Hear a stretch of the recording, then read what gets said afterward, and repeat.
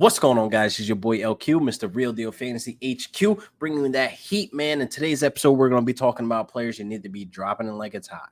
Fire content only, so fire reference, of course. But anyway, guys that need to get off your roster right now. Get rid of them. They need to go.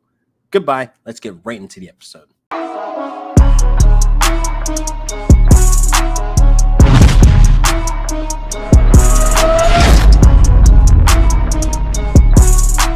So first up, before we get into it, please make sure you guys hit that link in the bio. Check out the Real Deal Fantasy HQ merch on the website. Get yourself some merch, man. Get your friends some merch. Get some fire content only t-shirts, Wolfpack t-shirts, whatever it is, man. Go get the merch right now because it's dropping and it's selling like it's hot. So let's get into it. The drop them list. These guys need to be off your roster right now. We gave them 3 chances, 3 weeks to show up and show out.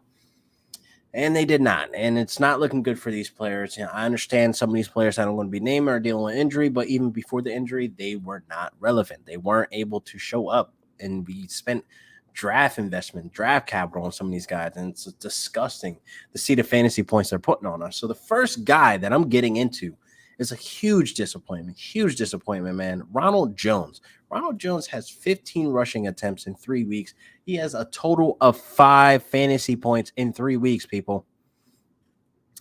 Yeah, it's no longer his backfield. We saw him get punished in week 1 for the fumble. We saw week 2, he wasn't able to get the job done.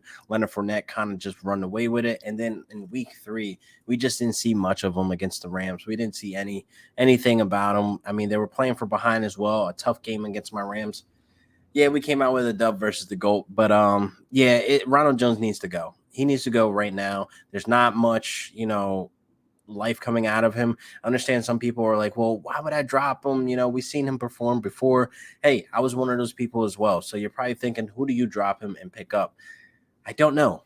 But there's some players out there on the wire, especially some running backs that are coming up, Chuba Herbert right now with only like a 40%, roster exposure. That's definitely somebody you need to go get if you're dropping a Ronald Jones. I definitely think this is an easy plug and play, a drop and pick up situation. And plus, there's other players out there that can contribute to your rosters. Ronald Jones is just taking up dead space. There's been too many weeks. We had 3 weeks for him to show some life, and then we put him in starting lineups two out of those 3 weeks. I definitely think, a lot of fantasy managers were going into week 1 thinking, Ronald Jones is the guy. Bruce Arians loves him, the man crush, et cetera, et cetera. But, yeah, you got burned week 1 with negative points, and then week 2 puts up 1 point. So, yeah, Ronald Jones got to go. Drop him. So next up, we got a quarterback with a very high roster exposure at 72%. Trevor Lawrence, man, we need to be dropping him right now. We have guys with a very low roster exposure that are top 15, top 10, even top 5 quarterbacks, like Kirk Cousins with 60% roster exposure right now, or all the way down to the bottom at top 15, number 15, Jared Goff with only 20% roster exposure. And it's just like, man, we need to get rid of Trevor Lawrence. We're only keeping him based on the name, based on the talent that we saw with, the college tapes and et cetera, et cetera. But him and Urban Meyer, this combination does not look good. He had 4 turnovers last week. I definitely think, that's alarming. He had 3 interceptions, 1 fumble, and through 3 weeks, he has 7 total interceptions. And it's like, man, this isn't looking good. I definitely think there's better options on the waiver wire right now. Guys like Kirk Cousins, guys like Jared Goff, or even guys like Derek Carr right now, who's playing out of his mind. These guys need to be on your roster instead of a Trevor Lawrence that's just taking up dead space. Again, I look at it like this. We're 3 weeks into the season. At least 2 or 3 of those times, you started Trevor Lawrence. We're basically waiting in later rounds to get a guy like him when you could have got a guy like Matthew Stafford. You could have got Kirk Cousins. You could have got a Derek Carr, and et cetera, et cetera. The list goes on of better players that are in the top 15 than a Trevor Lawrence who's currently at quarterback 28. It's a little alarming. It doesn't show any signs of life right now in Jacksonville. Their matchups aren't getting any better. These things need to just take time to change. I'm giving him time to grow into the position, understand, college to transition to NFL. It's a little bit harder for some. I definitely think, Urban Meyer's not making it easy. I put someone to blame on him as well. But for now, for my fantasy rosters, with better options out there, I got to drop Trevor Lawrence. He doesn't belong on my roster right now. I definitely feel like, if things were different, If he was giving us like 15 to 20 points or 20 to 25 points, then okay, but he's giving us less than that, in the first 3 weeks of football. And I think, I wanted to give him a shot being with the weapons that he has with with Marvin Jones, DJ Chark, and Laviska Shenault, and having all these weapons, and even James Robinson. And we're just seeing James Robinson just flatline, have a good game, and then we're into week 4 where we don't even know if we start James Robinson again, because I'm pretty sure the game that he popped off, he was on your bench because you were burned the first 2 weeks with his usage, with Carlos Hyde being a pest, Carlos Hyde taking touches in the red zone that are just like, what are you doing to James Robinson? And even Carlos Hyde getting looks out of the backfield for targets. It's just like, what is going on? So again, Trevor Lawrence is definitely on the drop list. You need to drop him now and go get yourself a very cheap quarterback on the waiver wire right now who's playing top 15, top 10, top 5 football with low roster exposure. So drop Trevor Lawrence. Next up, this was my late round gem. I thought I was getting a guy that we saw week 1, week 2 with a lot of targets, coming from Matt Ryan. Russell Gage right now, I know he's dealing with a concussion right now. He's dealing with injury, but man, he's got to go. He's got to go. The entire offense looks disgusting, and obviously it's a Kyle Pitts and a Calvin Ridley show when it comes to those targets. They're splitting them down the middle, but then you got Cordell Patterson leading the Falcons in fantasy points right now. What is going on? Right now, Mike Davis is 3rd in running back targets. It's just all disgusting in Atlanta.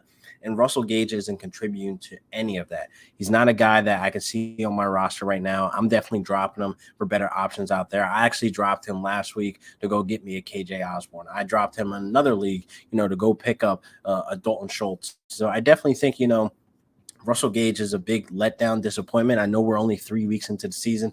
Not saying eventually he can have his day or have his week or whatever, week 6, week 9, week 10, whatever.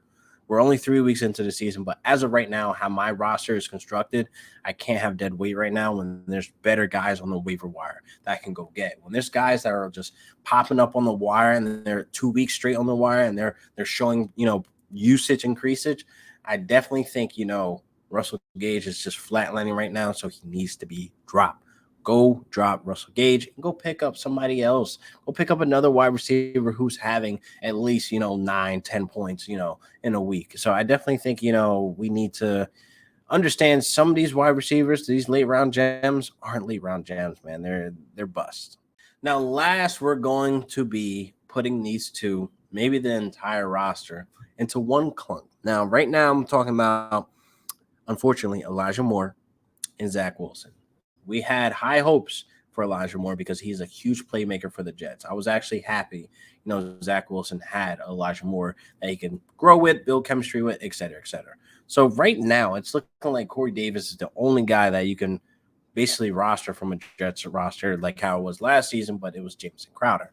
So Corey Davis is filling that role pretty much just like how James Crowder was last season. So again, I'm dropping Zach Wilson. I'm dropping Elijah Moore. Not that I have a lot of, Zach Wilson shares. I definitely think, a lot of more people like myself have Elijah Moore, but I'm dropping him, man. 3 weeks, we haven't seen anything. We haven't seen anything that is worth keeping him on my roster, taking up the space. Because, again, we're 3 weeks into the season. Going into week 4, we're seeing a bunch of moving parts on the waiver wire, better options, guys that are seeing a higher volume, that are catching more balls, that are seeing the end zone, et cetera, et cetera. Some of these guys on the waiver wire are number 2 options. So, again, I don't want to feel like Elijah Moore is even worth rostering, even though he is a number 2 option, but it feels like Zach Wilson's getting worse as the weeks go on.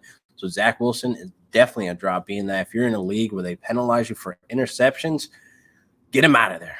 Get him out of there, coach. Not that you're starting him, but again, if you are a fantasy manager who has 2 quarterbacks in your league, or if you have 1 quarterback league and you roster a second one, why in the hell do you want Zach Wilson even near your roster, especially Superflex? You could drop him in Superflex as well. I'd rather start Jameis Winston over Zach Wilson. Yes, I said Jameis Winston over Zach Wilson in Superflex or any type of quarterback format. So, again, Zach Wilson, the entire Jets. I ain't even touch on the running backs. You need to drop all of them as well. Tevin Coleman out with injury. Ty Johnson not showing up. Michael Carter getting more usage, but it's just terribly looking and no points, no fantasy points relevant. It's just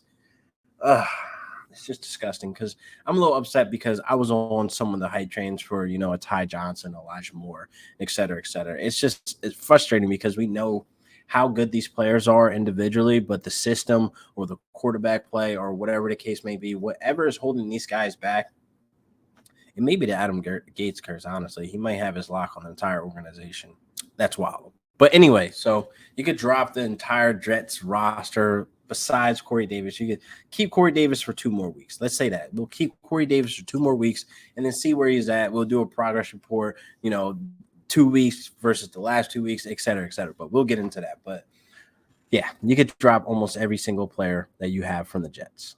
So this wraps up another great episode of Real Deal Fantasy HQ. This was the drop 'em like it's hot list. You need to get these guys off your roster. Not worth rostering. Dead bodies, corpses in the bench warmers. No, get them out of there. Get them out of there and go get guys that can fill those spots, who can step up and show out when their name is called, when you face injury. And hey, bye weeks are on the way.